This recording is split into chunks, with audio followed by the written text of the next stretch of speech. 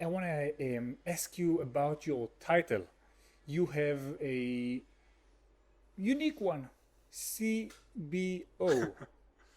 Can you explain? Sure. So I think it would always up in the air whether it would be kind of chief commercial or chief marketing. And a friend of mine who worked in a startup in London has the title chief business officer. So I asked him, what did this mean?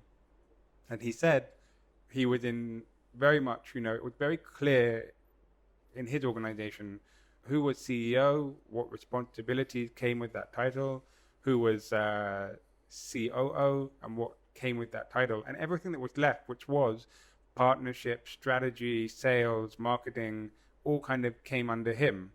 And they were early enough that he didn't know yet over time where he would end up spending most of his efforts. And so, he didn't want to say chief marketing officer and then find that after, 1, 2 years, he was doing more sales. He didn't want to say I'm this chief commercial officer and then find 2 years later he's doing much more marketing. So I think he said he chose chief business officer because it left things on the table.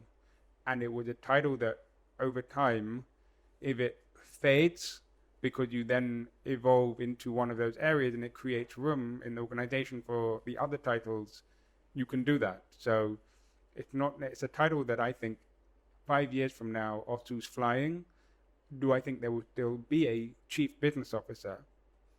I honestly think possibly and even hopefully not, because it would have evolved and each of those functions that fall under it are big enough and justifiable enough to have the relevant 3-letter title.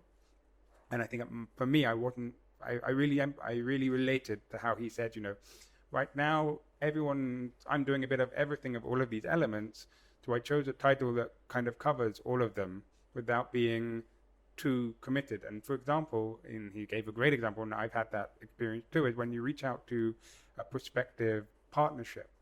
If he had chosen, or if I had called myself chief marketing officer, and then I reach out to a large organization under the pretext of looking for a collaboration, the recipient might be, why is the chief marketing officer reaching out on the subject Do you of want to do like a strategic case partnership? Don't you study? have What's like why is this person the one contacting me? So I think it's unique or sort of like a non-committal enough to cover quite a few things and leave space in the future for dividing or reframing as needed.